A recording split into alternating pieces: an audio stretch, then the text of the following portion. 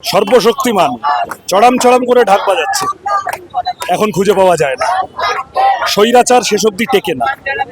BJP আমলে যদি উন্নয়নের বুলডোজার মডেল কেউ লাগু করতে চায়, এটাও দাঁড়াবে না।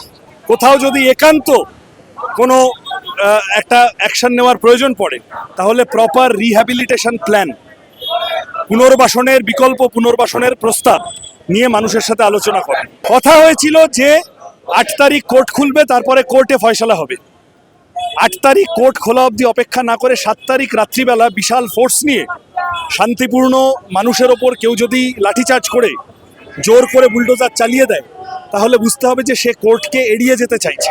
তাহলে বুঝতে হবে আসলে সজল ঘোষরা বড় লোকের পার্টি করে, তারা বড় লোকদের কাছে স্টেশনগুলোকে বেচে দিতে চায়, তারা হকারদেরকে ইনভিজিবল করে দিতে চায়, হকাররা যাতে অদৃশ্য হয়ে যায় সমাজ থেকে, তাদের কণ্ঠস্বর যাতে চাপা পড়ে যায়, সেইটা করতে চায়।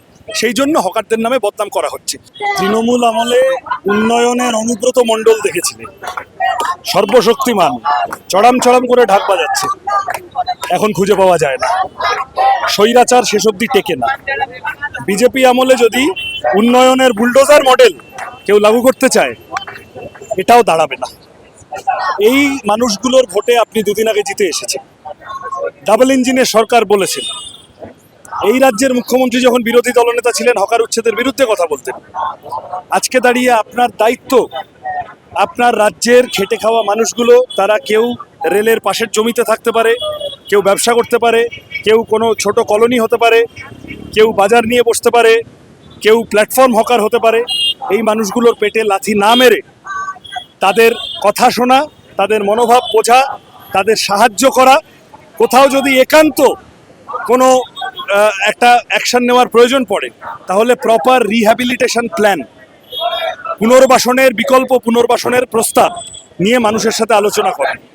এগুলো না করে যদি এটা করা হয়, এবং খুব ক্লিয়ারলি যাদবপুরে আমাদের সাথে যেটা হলো, 2 তারিখ ভাঙতে এসেছিল, আমরা আইনের কাগজ দেখিয়ে আটকেছিলাম। 2 তারিখ বুলডোজার নিয়ে ফিরে গেল, মানে আমাদের ওই আইনি কাগজে মেরিট ছিল, আমাদের কথার সারবত্তা ছিল। কথা হয়েছিল যে 8 তারিখ কোর্ট খুলবে, তারপরে কোর্টে ফয়সালা হবে। 8 তারিখ কোর্ট খোলা অবধি অপেক্ষা না করে 7 তারিখ রাত্রিবেলা বিশাল ফোর্স নিয়ে শান্তিপূর্ণ মানুষের ওপর কেউ যদি লাঠিচার্জ করে জোর করে বুলডোজার চালিয়ে দেয়, তাহলে বুঝতে হবে যে সে কোর্টকে এড়িয়ে যেতে চাইছে। কোর্টকে কে এড়িয়ে যেতে চায়? আইনি প্রক্রিয়াকে কে এড়িয়ে যেতে চায়? যে আসলে অন্যায় করেছে, যে চায় না যে তার অন্যায় আইনের সামনে ধরা পড়ে যায়। সুতরাং এই গাজোয়ারিটা করার চেষ্টা মানুষ সব দেখছেন। আমি কেবল তোমাদের মাধ্যমে এইটুকু বলবো যে গরিব মানুষ, খেটে খাওয়া মানুষ, তারা এককাট্টা হন। আমরা বামপন্থীরা আছি। রুজি রুটির লড়াই রাস্তায় দাঁড়িয়ে বুঝে নিতে হবে, অন্য কোনো বিকল্প নেই। বড় লোকের সরকার এসেছে। রেল স্টেশনে 5 টাকায় যে লোকটা চা খেত, সে যাতে কালকে 70 টাকায় চা খেতে বাধ্য হয়, তার বন্দোবস্ত করার চেষ্টা করছে। আমি রাজ্যের মুখ্যমন্ত্রীকে বলবো, আপনি দয়া করে রেলমন্ত্রীর সাথে কথা বলুন। এটা হতে পারে না, চলতে পারে না।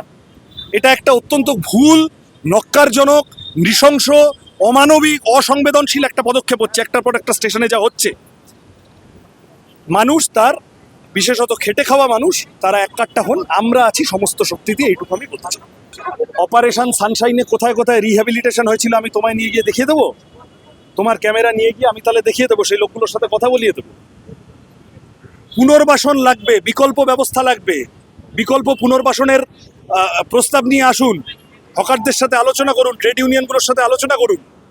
তাতে যদি আপনার দলের লোকের 4টে লোক থাকে, তাদের সাথেও কথা বলুন। পেটে লাথি মেরে দিচ্ছেন কেন? এদের ভোটেই তো 2 দিন আগে জিতে এসেছেন। আমি জানি না সজলদা কিসের প্রেক্ষিতে এটা বলেছে। সজলদা নিজের এটা জানা উচিত, বোঝা উচিত যে ওর বিধানসভা কেন্দ্রের মধ্যেও এমন অসংখ্য গরিব মানুষ আছেন যারা হকিং করেন, মাথার ঘাম পায়ে ফেলে দিনে 300 টাকা অর্জন করেন।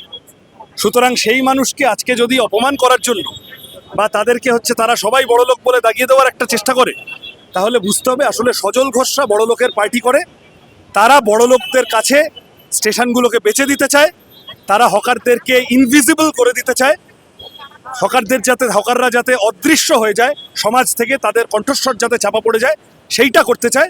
সেই জন্য হকারদের নামে বদনাম করা হচ্ছে। সজল ঘোষকে ডেকে নিয়ে এসো যাদবপুর স্টেশনে, আমি ওর হাত ধরে কটা লোক, কতগুলো হকার দিনে 200 টাকা 300 টাকা ছোট্ট ঝুপড়ি নিয়ে, দোকান নিয়ে বা একটা ওই ত্রিপল নিয়ে বসে, চাটাই নিয়ে বসে দিনে 200 টাকা 300 টাকা আয় করছে।